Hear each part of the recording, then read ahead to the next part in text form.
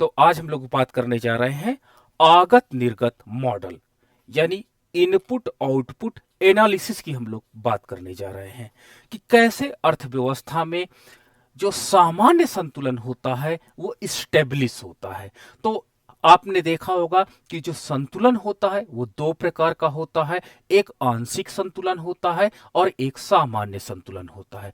तो आज का ये जो टॉपिक है, जिसको सबसे पहले प्रोफेसर वेस्ली डब्ल्यू लियोनतीफ ने, यानी डब्ल्यू डब्ल्यू लियोनतीफ ने 1951 का इसको 1951 में इसका निर्माण किया था और उन्होंने बताया था कि अर्थव्यवस्था में जितने उद्योग होते हैं वो आपस में निर्भर होते हैं और अर्थव्यवस्था में जितना निर्गत होता है वो संपूर्ण निर्गत क्या होता है, कहीं ना कहीं आगत के रूप में हमारे पास हो जाता है, होता है। तो इसलिए इसे हम लोग आगत निर्गत विश्लेषण की संज्ञा भी देते हैं। तो आगत निर्गत विश्लेषण के अंतर्गत हम इसको देख सकते हैं।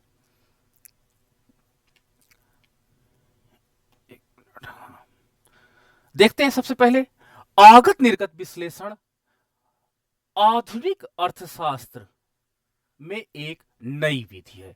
ठीक है, एक न्यू टेक्नोलॉजी है जिसके अंतर्गत इन्होंने ये बताते हैं कि अर्थव्यवस्था में जितना निर्गत होता है उसका प्रयोग अर्थव्यवस्था के अन्य उद्योग एवं स्वयं उसके द्वारा आगत के रूप में भी किया जाता है। इस प्रकार जितना आपकी अर्थव्यवस्था में आगत होगा वो निश्चित रूप से निर्गत के बराबर होता है। तो इस प्रकार जो आज का हमारा ये टॉपिक है वो आगत निर्गत विश्लेषण है, जो मॉडर्न इकोनॉमिक्स का एक इंपॉर्टेंट टॉपिक बन जाता है। इसका आविष्कार वेस्ली डब्ल्यू लियोनतीफ ने 1951 में किया था। तो ये एग्जाम में हरदम पूछा गया है कि आपका जो इनपुट आउटपुट मॉडल है वो कब आया था।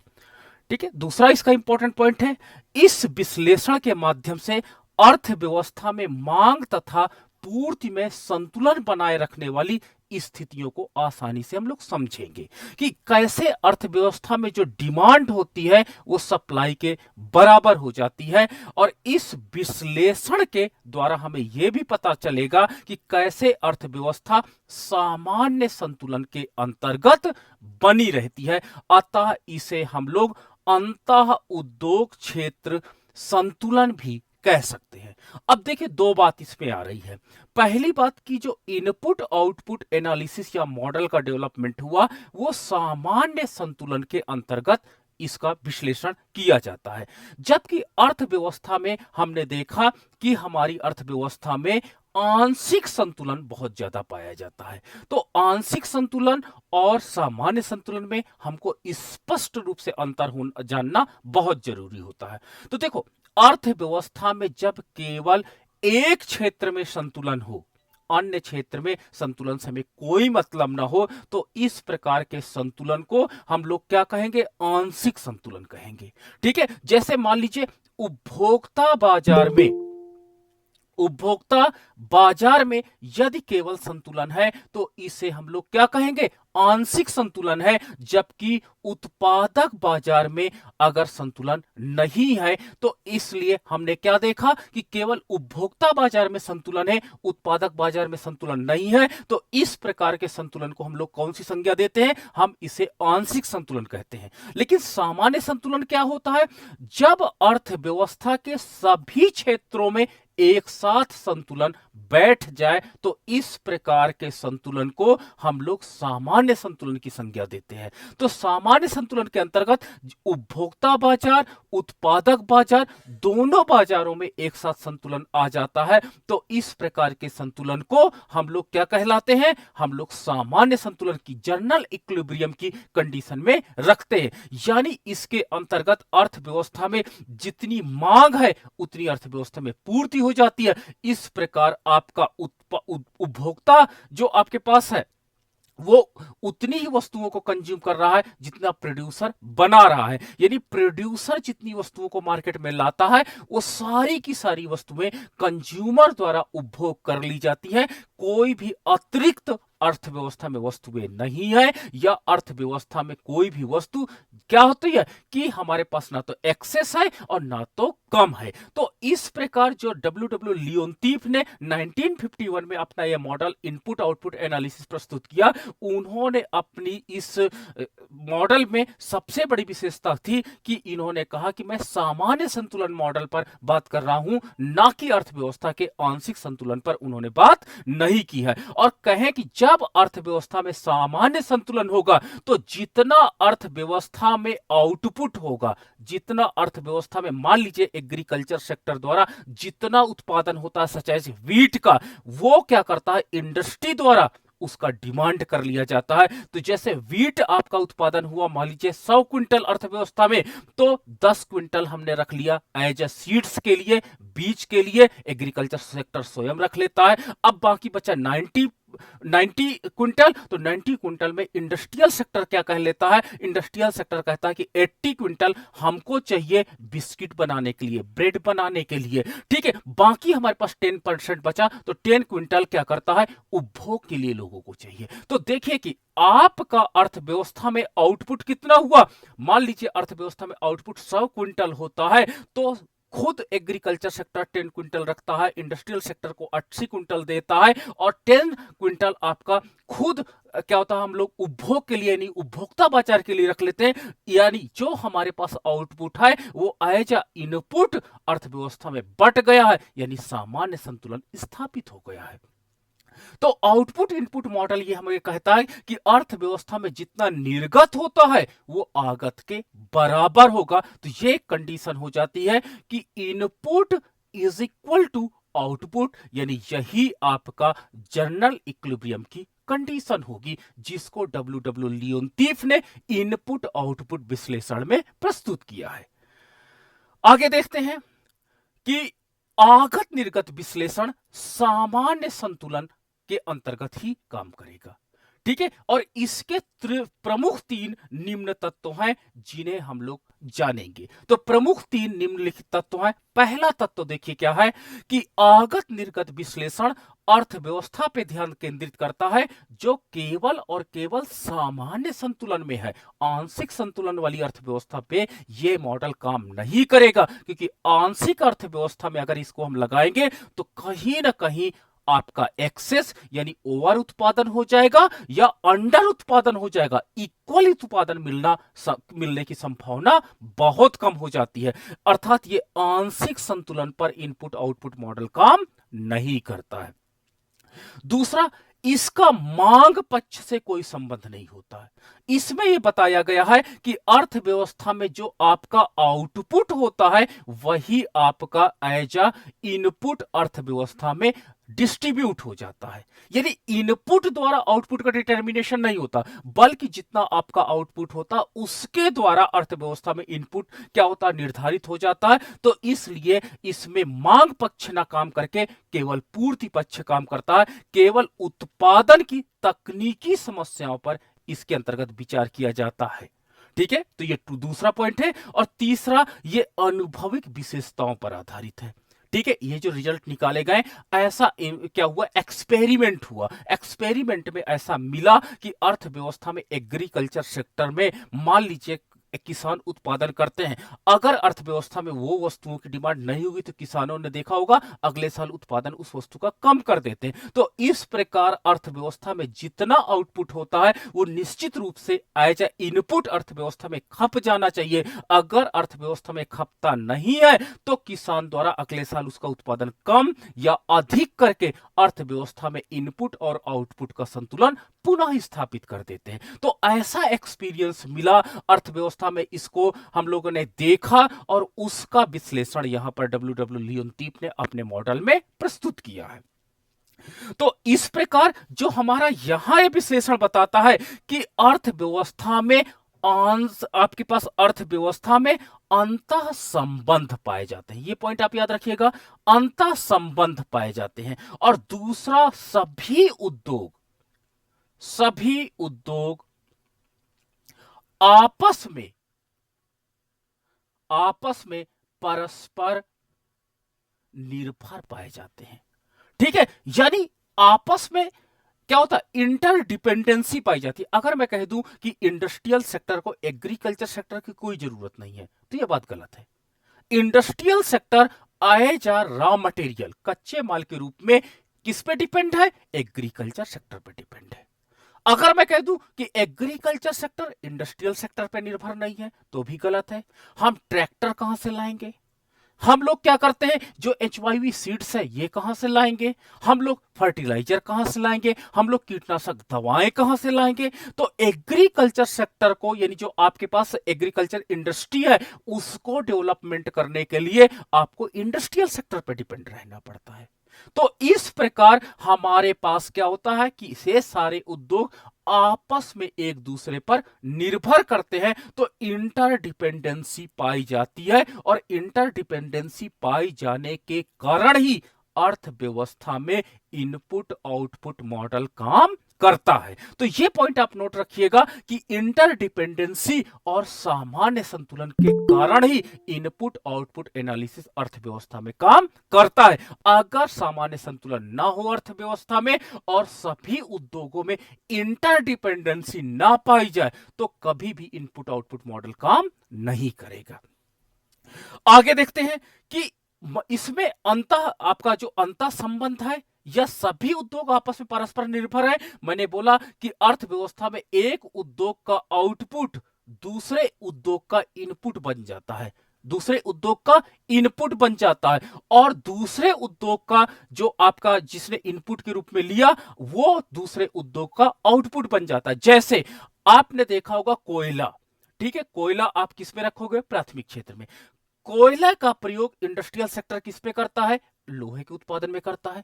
लोहे के उत्पादन में मान लीजिए किया, तो लोहा के उत्पादन में किया, तो अब लोहा जो बना, तो यह इसका आउटपुट है, वो फिर से प्राइमरी सेक्टर में उसी लोहा को खोदने के लिए फावड़ा बन गया, फावड़ा बन गया। तो एक सेक्टर का आउटपुट दूसरे सेक्टर का इनपुट बन जाता है, तथा दूसरे सेक्टर का आउटपुट पहले सेक्टर का इनपुट बन जाता है। तो इस प्रकार हमारी अर्थव्यवस्था एक दूसरे उद्योग पर परस्पर निर्भर करती है, और इसीलिए ये आपका मॉडल सक्सेसफुली काम करता है।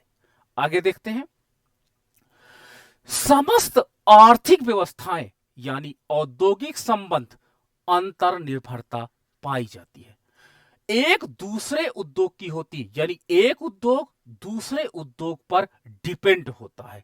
निर्भरता पारस्परिक निर्भरता के कारण संपूर्ण अर्थव्यवस्था आपस में इंटरलिंक होती है, आपस में एक दूसरे से जुड़ी हुई होती है, तथा इसी कारण मांग और पूर्ति दोनों के बीच में संतुलन को बनाए रखता है। तो यानी मांग और पूर्ति, ये जो आपका अर्थव्यवस्था में है, इनका संतुलन परिपथ जो है वो पारस्परिक निर्भरता के कारण स्टेब्लिश करता है, और अर्थव्यवस्था प्रॉपर चलती चली जाती है।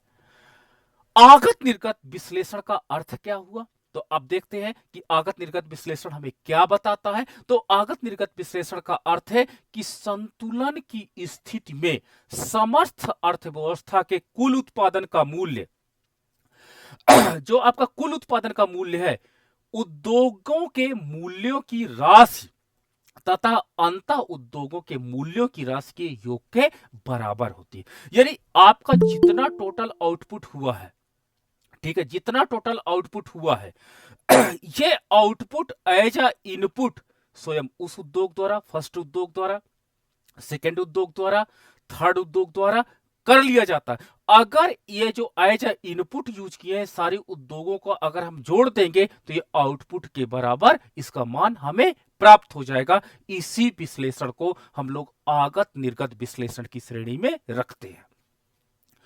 आगे देखते हैं, इस सिद्धांत की कुछ प्रमुख मान्यताएं हैं, उस मान्यताओं पे हम बात करते हैं। सबसे पहले मान्यता है, समस्त अर्थव्यवस्था को दो क्षेत्रों में बांटा गया है।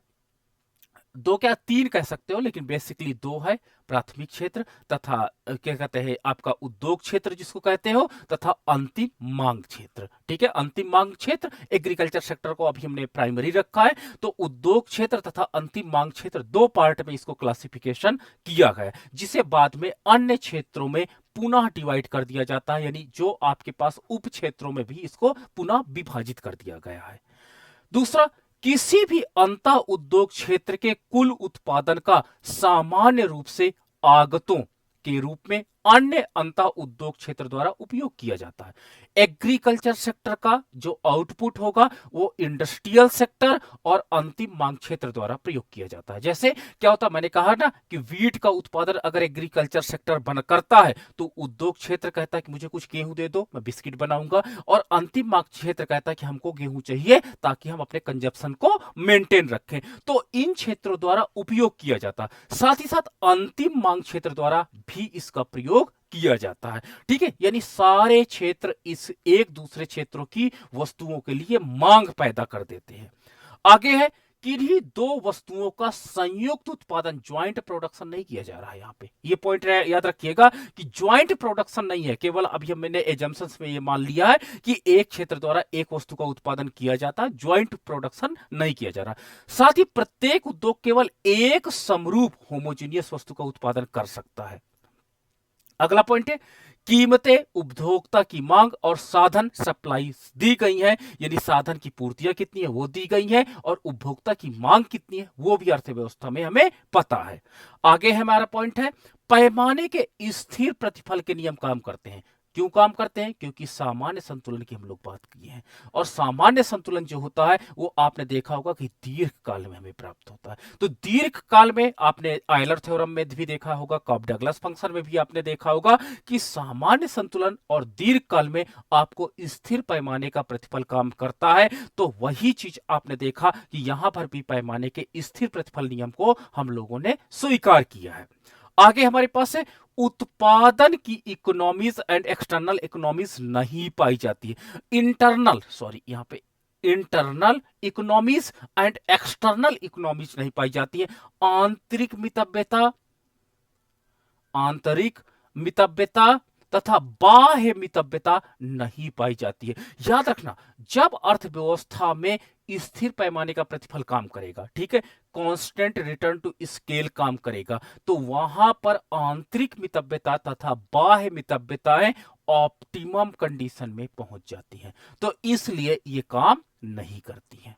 ठीक है, ये याद रखिएगा कि स्थिर पैमाने के प्रतिफल के अंतर्गत आंतरिक मितव्यता तथा बाह्य मितव्यता अपने अधिकतम स्वरूप में आ जाती हैं, यानी जो इनका बेस्ट यूटिलाइज होता है अब वो हो चुका होता है। इसलिए यहां पर जैसे ही स्थिर पैमाने का प्रतिफल नियम आप काम करोगे, आंतरिक मितव्यता और बाह्य मितव्यताओं का रोल वहां पर मैक्सिमाइज हो जाएगा, ऑप्टिमाइज हो जाएगा, यानी अब वहां पर इनको हमने न्यूट्रल मान लिया है। आगे, आगतों को एक निश्चित तथा स्थिर अनुपात में प्रयोग किया जा रहा है। ठीक है, जो हमारे पास इनपुट्स हैं उनको हमने देखा कि एक निश्चित अनुपात में और स्थिर अनुपात में प्रयोग किया जा रहा है। ये नहीं कि उसको वैसे डायनेमिक मॉडल, इनका इनपुट आउटपुट का डायनेमिक मॉडल आया, लेकिन ये माना गया कि डायनेमिक मॉडल में एक पर्टिकुलर एक पॉइंट ऑफ टाइम पर स्थिर वस्तुओं को प्रयोग, स्थिर साधनों का प्रयोग करते हैं। ठीक है, फ्यूचर में दीर्घकाल में डायनेमिक उसको हम कर सकते हैं। अब हम ये देखते हैं, एक टेबल मेरे पास है। इस टेबल में हम लियोनतीफ के आगत निर्गत मॉडल को अच्छे तरीके से समझ सकते हैं कि कैसे लियोनतीफ का ये मॉडल, इनपुट आउटपुट मॉडल काम कर रहा है। बहुत केयरफुली इस मॉडल को देखिएगा। सबसे पहले हम ये देखते हैं कि एग्रीकल्चर सेक्टर है, पहला सेक्टर है। एग्रीकल्चर सेक्टर द्वारा कुल उत्पादन कितना किया जाता है? एग्रीकल्चर सेक्टर द्वारा कुल उत्पादन जो आपका है, यानी कुल निर्गत कितना है? 300 इकाइयों का है। सबसे पहले आप इस पे फोकस करिएगा कि एग्रीकल्चर सेक्टर द्वारा कितना उत्पादन किया जा रहा है। कुल निर्गत 300 इकाइयों का है। एक मिनट, थोड़ा समय हाइलाइटर यूज। हाँ, यहां पर लियोनतीफ के आगत निर्गत मॉडल को मैंने टेबल के, यानी एक सारणिक के द्वारा हमने प्रस्तुत किया है। सारणिक के द्वारा हमने प्रस्तुत किया है, ये आगत निर्गत तालिका के रूप में जानी जाती है। सबसे पहले मैं बात करता हूं एग्रीकल्चर सेक्टर में। मान लीजिए एग्रीकल्चर सेक्टर द्वारा जो उत्पादन है वो कितना उत्पादन है? प्रारंभ में 300 इकाइयों का उत्पादन किया जाता है। खुद एग्रीकल्चर सेक्टर आप जानते हो कि जो हमारे खेतों में उत्पादन होता है हम बीज के रूप में कुछ ना कुछ अपने पास रख लेते हैं। ठीक है, मान लीजिए 50 क्विंटल आपने आगत के रूप में एग्रीकल्चर सेक्टर खुद अपने पास रख लिया। ठीक है, उद्योग क्षेत्र ने एग्रीकल्चर सेक्टर की इस 300 इकाइयों में से 150 इकाइयां ले लिया। और किस बात के लिए ले लिया? कि ताकि हम बिस्किट बनाएंगे, ब्रेड बनाएंगे। तो 150 आपका एज अ इनपुट लिया है, कौन सा? उद्योग क्षेत्र ने। और अंतिम मांग क्षेत्र में उपभोक्ता आते हैं, हम लोग आते हैं। हम लोगों ने 100 इकाइयां ले लिया है कि हमको क्या होता, डेली रोटियां खानी है, इसलिए हमने मान लीजिए गेहूं का उत्पादन हुआ है तो गेहूं के रूप में ले लिया।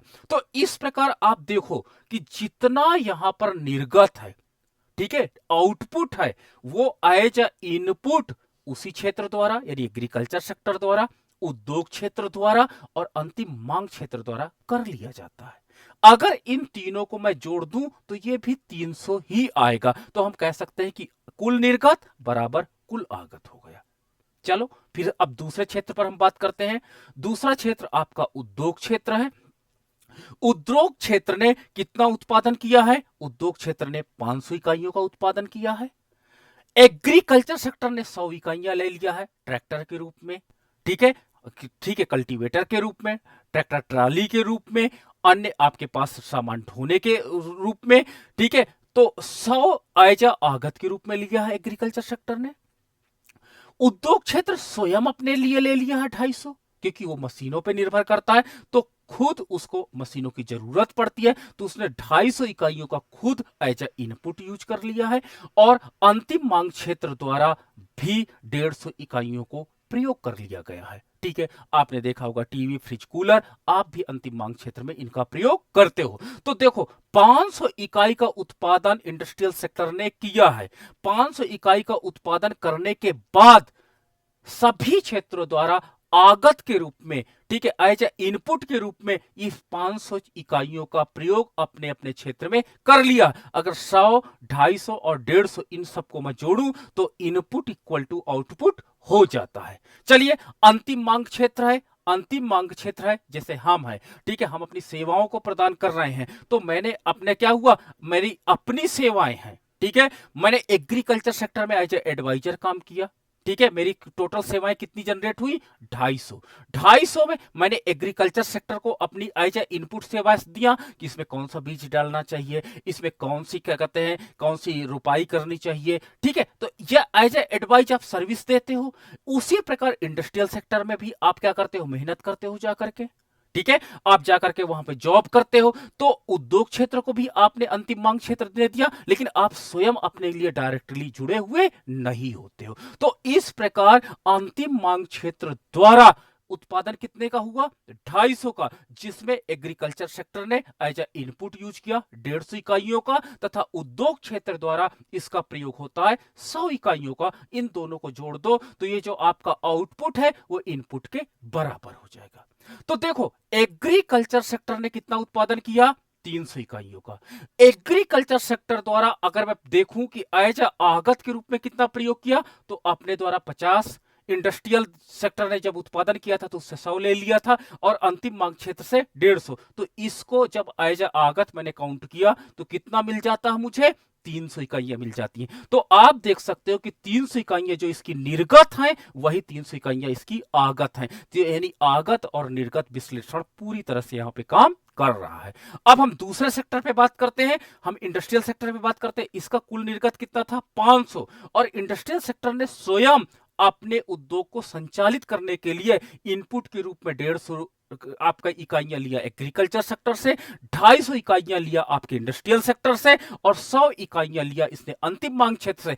इस प्रकार एज आ इनपुट इसने 500 इकाइयों का प्रयोग किया। जिन 500 इकाइयों का प्रयोग किया वही 500 इकाइयां आपकी निर्गत के रूप में यहां पर आप देख सकते हो। इसी प्रकार अंतिम मांग क्षेत्र ने जो कुल निर्गत था इसका 250, इसने स्वयं अपने लिए एग्रीकल्चर सेक्टर में, भाई जब कोई लेबर आपकी इंडस्ट्री में काम करने जाएगा वो खाना भी तो खाएगा, तो एग्रीकल्चर सेक्टर से इसने 100 लिया कि हम खाना खा लेंगे। इंडस्ट्रियल सेक्टर से इसने टीवी, कूलर, फ्रिज ले लिया, ठीक है। तो इस प्रकार अंतिम मांग क्षेत्र द्वारा भी 250 का एज इनपुट यूज किया गया, जिसको मैंने आउटपुट के रूप में 250 दिखाया। तो इस प्रकार आप देख सकते हो कि कुल आगत और कुल निर्गत दोनों का मान बराबर हो जाता है अगर अर्थव्यवस्था सामान्य संतुलन में है स्थिर पैमाने का प्रतिफल नियम कार्य कर रहा है, ठीक है, आंतरिक तथा बाह्य मितव्यताएं नहीं पाई जाती हैं, तो अर्थव्यवस्था में जितना आउटपुट उत्पादन होगा वो सब का सब एज ए इनपुट अर्थव्यवस्था में प्रयोग में लाया जाता है। और इस प्रकार आपकी अर्थव्यवस्था की जो नेशनल इनकम होगी वो 1050 के बराबर होगी। तो इस प्रकार आपका अंतः उद्योग विश्लेषण आप कर सकते हो। अंतः उद्योग विश्लेषण में एग्रीकल्चर को इंडस्ट्रियल सेक्टर भी माना जाता है, कृषि उद्योग और उद्योग तो आपका ही है इंडस्ट्रियल सेक्टर, तो इनको दोनों को हम लोगों ने अंतः उद्योग के अंतर्गत रखा है। और अंतिम मांग क्षेत्र को हमने माना है कि जो आपके श्रमिक है, जो आपके उपभोक्ता हैं, उनका उपभोग करते हैं। तो इसलिए अर्थव्यवस्था को ब्रॉडली 2 पार्ट में माना गया। 1 पार्ट में agriculture sector and industrial sector को रखा गया, यानी एग्रीकल्चर इंडस्ट्री आपके पास हो जाएगा और इंडस्ट्रियल सेक्टर हो जाएगा, प्लस दूसरा हमने अंतिम मांग क्षेत्र माना। तो इसीलिए वहां पर एजम्पशंस में प्रोफेसर लियोनतीफ ने बताया था कि अर्थव्यवस्था को 2 क्षेत्रों में बांट रहे हैं, अंतः उद्योग क्षेत्र, उद्योगों को 2 पार्ट में, एग्रीकल्चर एंड इंडस्ट्रियल, और अंतिम मांग क्षेत्र में जो श्रमिक होते हैं वो अपने वस्तुओं का प्रयोग किस प्रकार से करते हैं। तो इस प्रकार उन्होंने पाया कि अर्थव्यवस्था में अगर कुछ गड़बड़ नहीं है, प्रॉपर इकोनॉमी आपकी चल रही है, ठीक है, प्रॉपर इकोनॉमी आपकी चल रही है, तो अर्थव्यवस्था में जितना आउटपुट होगा उसी के बराबर इनपुट होगा और अर्थव्यवस्था सदैव सामान्य संतुलन की स्थिति में बनी रहेगी। ठीक है, तो सामान्य संतुलन की स्थिति में बनी रहेगी। इसी को लियोनतीफ ने इनपुट आउटपुट एनालिसिस का नाम दिया है। ठीक है, किसी को भूलना नहीं चाहिए, इस टेबल को बहुत अच्छे से एग्जाम में आपको एलोबरेट करना होगा। ठीक है, चलो आगे हम बढ़ते हैं और कुछ पॉइंट को देखते हैं। प्रोफेसर लियोनतीफ इन्हें संतुलन और संरचना में आधारभूत संबंध कहते हैं। देखो, संतुलन इनपुट बराबर आउटपुट, संरचना में आधारभूत संबंध, जो फंडामेंटल आपके पास जो यहां पर इक्वेशन डेवलप हो रहा है, आपने देखा होगा कि कितना एडजस्टमेंट एक प्रॉपर तरीके से इकोनॉमी काम कर रही है कि एक सेक्टर का जो आउटपुट है दूसरे सेक्टर द्वारा एज अ इनपुट प्रयोग कर लिया जाता है। ठीक है, यानी कोई अर्थव्यवस्था में भ्रष्टाचार नहीं है, करप्शन नहीं है, मिसयूज ऑफ द रिसोर्स नहीं है, ठीक है, ब्लैक मनी नहीं जनरेट हो रही। इन सारी एजम्पशंस को मान लोगे तभी ये काम करेगा। नहीं, अगर आपको क्या हो जाएगा, आप अनाज का मिसयूज कर रहे हो, किसी कंट्री को ऐसे बेच रहे हो जो नहीं गवर्नमेंट को पता चल रहा है, तो वहां पर इसका विश्लेषण करना असंभव हो जाएगा।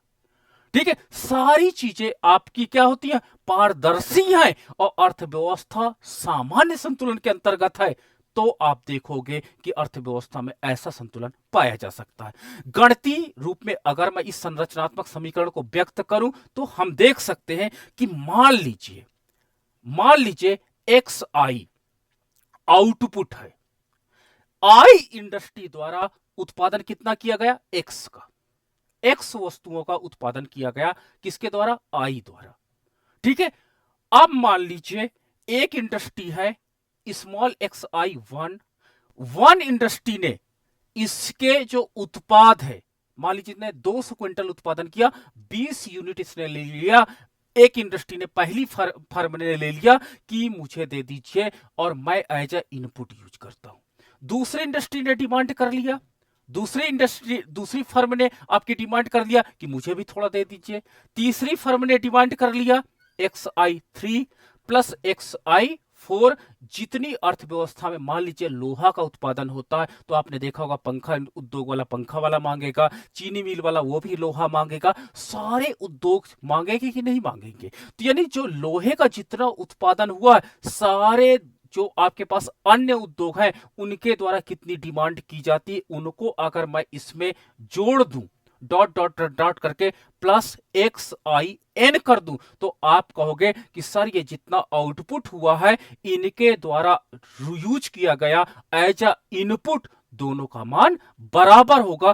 प्लस क्या होता, अर्थव्यवस्था में आपने देखा होगा कि लोहे का प्रयोग हम लोग अपने अंतिम मांग क्षेत्र में भी कर लेते। आप कहोगे सर कैसे, किचन के बर्तन बन जाते हैं, ठीक है, आपके घरों के दरवाजे बन जा रहे हैं, ठीक है, तो ये आपके पास अंतिम मांग क्षेत्र में भी इसका प्रयोग किया जा रहा है। तो हम कह सकते हैं कि प्लस डी आई डोमेस्टिक जगह पर यानी घरेलू क्षेत्र में भी इसका प्रयोग हम कर रहे हैं। तो जहां जहां इस वस्तु के आउटपुट की डिमांड एज अ इनपुट हुई है, अगर मैंने इस समीकरण के द्वारा उसको जोड़ दिया तो आपने देखा होगा कि ये जो आपका आउटपुट है प्रथम उद्योग द्वारा इनपुट के रूप में, द्वितीय उद्योग द्वारा इनपुट के रूप में, तृतीय उद्योग द्वारा इनपुट के रूप में, चतुर्थ उद्योग द्वारा इनपुट के रूप में, इसी प्रकार एन उद्योग द्वारा इनपुट के रूप में तथा अंतिम मांग क्षेत्र द्वारा इनपुट के रूप में, ये आपका आउटपुट और ये आपका इनपुट दोनों क्या हो जाएगा, बराबर हो जाएगा।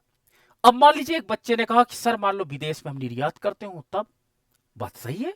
अगर आप निर्यात करते हो तो आपके समीकरण में थोड़ा सा और होगा, X I, capital X I है यहां पे, ठीक है, capital X I equal to X I one plus X I two plus X I three, वही चीज ऊपर वाली लिख लेते हैं, X I four plus X I N plus dot dot dot plus आपका D I plus Y I. Y I क्या है, अन्य विदेशी व्यापार से प्राप्त। मान लीजिए मैंने लोहा उत्पादन हुआ और लोहे का मैंने एक्सपोर्ट कर दिया अमेरिका को, तो वो आपके पास एक्सपोर्ट करने के बाद आपने कहा कि ये वाई आई क्या है, यानी एक्सपोर्ट ए एक्स माइनस एम के बाद, यानी एक्सपोर्ट और आयात तथा निर्यात तथा आयात के अंतर के बाद जो कुछ बचेगा उसको ऐड करेंगे। ये नहीं, बच्चे एक गलती करते हैं कि एक्सपोर्ट से प्राप्त समस्त प्राप्तियों को इसमें ऐड कर देते हैं। नहीं, ऐसा नहीं होगा। जितना आपने इंपोर्ट किया उसको माइनस करने के बाद जो बचेगा आप उसको ऐड करोगे यहां पे, ठीक है। तो ये आपका समीकरण बताता है कि यहां से लेकर के यहां तक आपका क्या हुआ है, एज अ इनपुट यूज हुआ है, और ये आपके पास आई इंडस्ट्री द्वारा उत्पादित वस्तु आपका एज अ आउटपुट है। तो आप कह सकते हो कि ये जो वस्तु उद्योग ने उत्पादन किया है वो सारे उद्योग द्वारा इसका प्रयोग किया गया है। इसको अगर मैं और ब्रीफली लिख दूं तो सिग्मा, सिग्मा का मतलब आप जान ही रहे हो कि सबका योग मैं कर रहा हूं, जितनी आपकी इंडस्ट्री है सबका योग कर दो। आई इंडस्ट्री का जितना उत्पादन है वो जे से मैंने दिखाया कि जे द्वारा क्या हुआ, जे द्वारा उत्पादित समस्त वस्तुओं को आई द्वारा उपभोग कर लिया गया। तो इस प्रकार आई इक्वल टू जे मतलब इनपुट इक्वल टू आउटपुट को दिखाता है, और ये बता रहा है कि एक्स आई जे आपके पास एक्स आई जे प्लस वाई आई, यानी मैंने यहां से लेकर समीकरण को डी आई तक इसको मैंने दिखाया है एक्स आई जे, और ये वाई आई को मैंने इसमें ऐड कर दिया। तो ये मेरे पास क्या हो जाएगा, इक्वल टू कैपिटल एक्स आई, यानी ये आपका इनपुट है और ये आपका आउटपुट है। इनपुट इक्वल टू आपका आउटपुट हो जाता है। तो ये प्रोफेसर लियोनतीफ द्वारा डेवलप किया गया संतुलन और संरचना में आधारभूत संबंध को दर्शाता है। इसे हम लोग fundamental relation of balance and structure के नाम से भी जानते हैं। एग्जाम में कभी कभी पूछ लिया जाता है कि जो लियोनतीफ द्वारा डेवलप किया गया फंडामेंटल आपके पास जो रिलेशनशिप का जो या बैलेंस स्ट्रक्चर इक्वेशन है उसको बताइए। तो या नेट जेआरएफ में ये पूछा जाता है कि ये इक्वेशन में, ठीक है, आउटपुट कैसे से दिखाता है, इनपुट क्या दिखा रहा है, तो वो आपको बताना पड़ेगा। या वाई आई क्या है इस समीकरण में पूछ लेते हैं एग्जाम में, डी आई क्या है ये एग्जाम में पूछ लिया जाता है, ठीक है। ये एक्स आई, मान लो मैं आपसे पूछ लू एक्स आई टू क्या है, तो आप बताओगे दूसरे उद्योग द्वारा आपका दूसरे उद्योग द्वारा as a input X I X का कैसे प्रयोग किया गया वो दर्शा रहा है, ठीक है। तो इस प्रकार ये आपका लियोनतीफ इक्वेशन के नाम से जाना जाता है, ठीक है। तो आगे हम और देखते हैं कि समीकरण क्या बताते हैं। तो इस प्रकार संतुलित समीकरण हमें यह बताता है कि मांग और पूर्ति के बीच संतुलन की स्थितियां पाई जाती हैं। मांग और पूर्ति के बीच में ये आपने देखा होगा आउटपुट, ये इनपुट है, इनपुट को आप क्या कह सकते हो, डिमांड कह सकते हो। आउटपुट को आप क्या कह सकते हो, इसको आप सप्लाई कह सकते हो, कि यानी जो सप्लाई है वो डिमांड के बराबर पाई जाती है, ठीक है। जिसके अंतर्गत एक उद्योग से अन्य उद्योगों को और अन्य उद्योगों से एक उद्योग को निर्गत हो या और आगतों के प्रवाहों को व्यक्त किया जा रहा है। ठीक है, तो अब हमने ये देखा कि एक उद्योग दूसरे उद्योग को देता है वस्तुएं, तथा आपके पास वस्तुएं देता है, दूसरा उद्योग पहले उद्योग को देता। इस प्रकार सारे उद्योग एक दूसरे से इंटरडिपेंडेंट पाए जाते हैं। चलिए, अब एक और पॉइंट इसमें इंपॉर्टेंट है, तकनीकी गुणांक क्या है। ये अधिकतर नेट जेआरएफ में बार बार पूछा गया, इसको थोड़ा सा आप टेक्निकली है थोड़ा सा देखिएगा, तकनीकी गुणांक क्या है। ठीक है, तकनीकी गुणांक का मतलब यह होता है कि मान लीजिए एग्रीकल्चर सेक्टर अपने 300 का उत्पादन प्राप्त करने के लिए स्वयं एग्रीकल्चर सेक्टर की कितनी वस्तुओं का प्रयोग किया, यह तकनीकी गुणांक कहलाएगा। आप, मैंने कहा कि आपके खेतों में कितना गेहूं हो रहा, आपने कहा सर 5 क्विंटल हो जाता है। मैंने पूछा आप बताइए एग्रीकल्चर सेक्टर का कितना प्रोड्यूस आपने यूज किया था तब आपने 5 क्विंटल गेहूं निकाला। आपने कहा सर रुको मैं बताता हूं। पापा से आप पूछे, पापा ने कहा कि ये लगभग 8 पसेरी चलता ना, तो उधर जो आपके एरिया में 8 पसेरी के नाम पे चलता, लगभग 40 किलो हमने एज ए सीड्स डाला था। तो कोफिशिएंट निकालना होगा तो कैसे निकालोगे, 40 किलो को 5 क्विंटल से डिवाइड कर दोगे, आपको तकनीकी गुणांक पता चल जाएगा। ठीक है, तकनीकी गुणांक निकालने के लिए आपको क्या करना पड़ता कि उसी सेक्टर को डेवलप करने के लिए आपने उसी सेक्टर के आउटपुट को एज अ इनपुट कितना यूज किया है। तकनीकी गुणांक क्या हो जाएगा, तकनीकी गुणांक आपका मिल जाएगा। तो चलिए इस तकनीकी गुणांक को मैं निकाल के भी आपको दिखाऊंगा, कॉन्सेप्ट क्लियर होना चाहिए। इसे हम लोग आगत गुणांक भी कहते हैं। आगत गुणांक का मतलब यह होता है कि अर्थव्यवस्था में मान लीजिए एग्रीकल्चर सेक्टर द्वारा 300 का उत्पादन हुआ और एग्रीकल्चर सेक्टर ने, आपने उस टेबल में देखा होगा, 50 यूनिट रख लिया था एज आगत के रूप में। किस लिए, कि मैं अगले साल गेहूं को उत्पादन करूंगा। तो जितना आपका आउटपुट है और जितना इनपुट के रूप में आपने रख लिया, तो 50/300 कर दो, इसको आप काट दो और काटने के बाद आपका आएगा 0.17। आप कहोगे दिस इज द टेक्निकल आपका कोफिशिएंट है। इसका मान जितना कम रहेगा उतनी आपकी टेक्नोलॉजी बेस्ट मानी जाती है, उसकी उतनी टेक्नोलॉजी बेस्ट मानी जाती है कि आपने 0.17 आपका क्या हो जाता है, आपका टेक्निकल कोफिशिएंट है in the respect of agriculture produce. ठीक है, अगर इस कोफिशिएंट का मान बढ़ता है तो मतलब ज्यादा बीज के रूप में आप गेहूं डालते हो और कम उत्पादन आ रहा, मतलब आपके टेक्नोलॉजी डेवलपमेंट कम हो गई है। तो ये जो टेक्निकल कोफिशिएंट है, ये इसे हम लोग आगत गुणांक कहते हैं। ये अर्थव्यवस्था में उन संभावनाओं को व्यक्त करता है कि अगले साल नेशनल इनकम बढ़ाने के लिए मुझे कितना यूज करना पड़ेगा। अगर आपने टेक्निकल गुणांक निकालना सीख लिया तो अगले साल का ये टेक्निकल गुणांक पिछले साल का ये था, अगले साल का इसी के आसपास होगा। मान लीजिए टेक्निकल गुणांक हमारी बढ़ जाए या घट जाए तो उसके आधार पर अगले साल की नेशनल इनकम का डिटर्मिनेशन करना आप निकाल दोगे। तो इसलिए इकोनॉमिस्ट ने फ्यूचर को सिक्योर करने के लिए, फ्यूचर को क्या करना, प्रिडिक्ट करने के लिए तकनीकी गुणांक को निकालना बहुत इंपॉर्टेंट समझा। अगर तकनीकी गुणांक का मान बढ़ रहा है तो इकोनॉमिस्टों को एक चिंता का विषय हो जाता है कि हम टेक्नोलॉजी के मामले में पीछे हो रहे हैं। अगर तकनीकी गुणांक का मान कम होता जाता है तो एक खुशी की बात है कि हमारे यहाँ रिसर्च डेवलपमेंट अच्छे से काम कर रहे हैं और हम कम लागत द्वारा अच्छा उत्पादन करते जा रहे हैं। तो टेक्निकल गुणांक हमारा समझ में आया कि उसी सेक्टर द्वारा एज ए इनपुट के रूप में हमने कितना प्रयोग किया है। तो हम उस उद्योग द्वारा आगत के रूप में कितना प्रयोग किया गया है और उसी उद्योग द्वारा कुल निर्गत कितना, उसके विभाजन से हमें तकनीकी गुणांक या आगत गुणांक प्राप्त हो जाता है। और टेक्निकल कोफिशिएंट को निकालने के लिए फार्मूला मैं आपके साथ डिस्कस कर रहा हूं। फार्मूला क्या आपका हो जाता है, ये आपका फार्मूला हो जाता है टेक्निकल कोफिशिएंट का, जिसमें AIJ ये आपका क्या है, तकनीकी गुणांक है।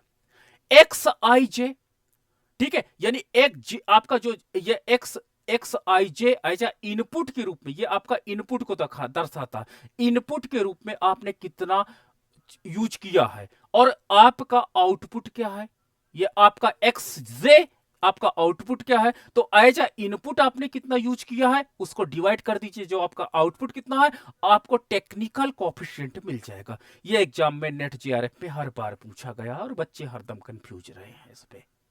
ठीक है, टेक्निकल कोफिशिएंट निकालना बहुत आपको आसान है। बस इसका कॉन्सेप्ट हो कि मान लीजिए अगले साल मैं उसी में गेहूं उत्पादन करना चाहता हूं तो बीज के रूप में कितना रख लूं।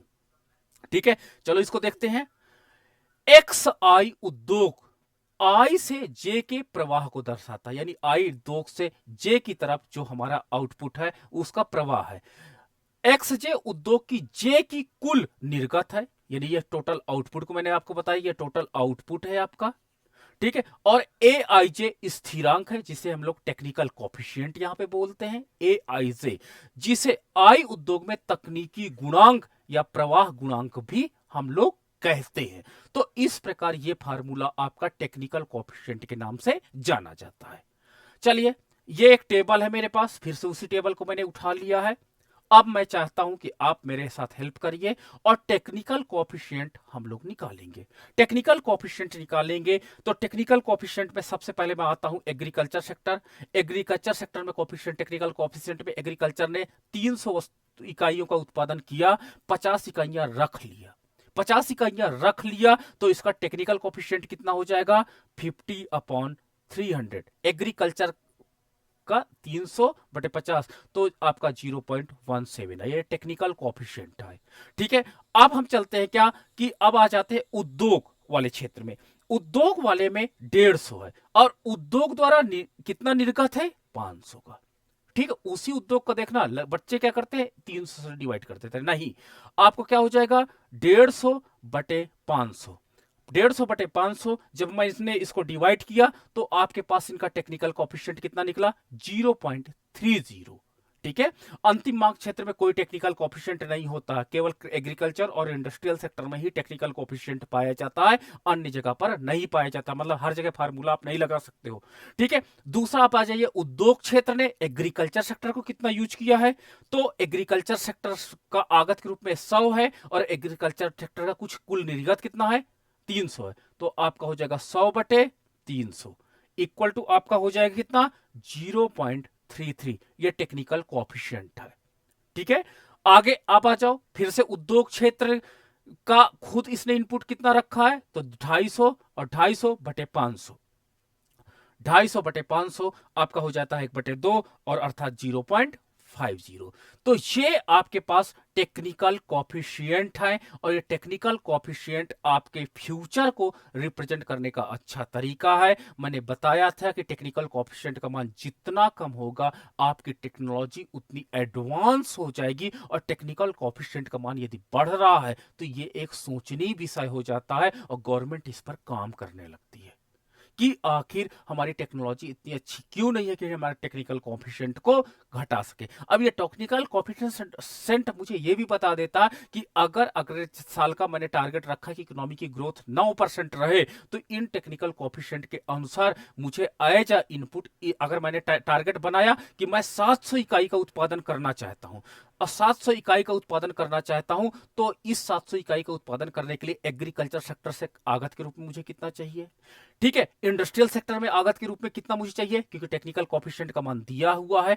ठीक है, तो फिर मुझे एग्रीकल्चर सेक्टर में भी गवर्नमेंट पॉलिसी बनाएगी, इरिगेशन की समस्या को सॉल्व करेगी, नए सीड्स देगी और एग्रीकल्चर सेक्टर को भी डेवलप करने की स्ट्रेटजी बनाती है। तो जब हम लोग क्या करते हैं कि नया ग्रोथ पाथ रखते हैं, नया टारगेट रखते हैं, तो इन टेक्निकल कोएफिशिएंट को वहां पे देखा जाता है और उसके आधार पर हम अपने फ्यूचर में जो टारगेट होते हैं उन टारगेट्स को हम लोग अचीव करने का मूड बनाते हैं। तो ये बहुत इंपॉर्टेंट टेक्निकल कोएफिशिएंट हो जाते हैं और इन टेक्निकल कोएफिशिएंट से ही हम लोग क्या करते हैं, फ्यूचर का जो आपके टारगेट है उसको अचीव कर सकते हैं। तो तकनीकी आगत गुणांक इनको बोलते हैं, तकनीकी आगत गुणांक, जिसे हम लोग प्रौद्योगिकी गुणांक का प्रयोग कुल निर्यात में किसी क्षेत्र में परिवर्तन के समस्त अर्थव्यवस्था पर पड़ने वाले प्रत्यक्ष तथा अप्रत्यक्ष प्रभाव को मापने के लिए किया जाता है। तो टेक्निकल कोएफिशिएंट के आधार पर ही मैथमेटिकल इक्वेशन या सॉल्यूशंस बनाए जाते हैं और हम लोग फ्यूचर में अपना टारगेट को निश्चित करते हैं। तो लियोनतीफ मॉडल का, इनपुट आउटपुट मॉडल का प्रयोग यहां पर बहुत अच्छा हो जाता है। तो आज हमने इस लेक्चर्स में ये देखा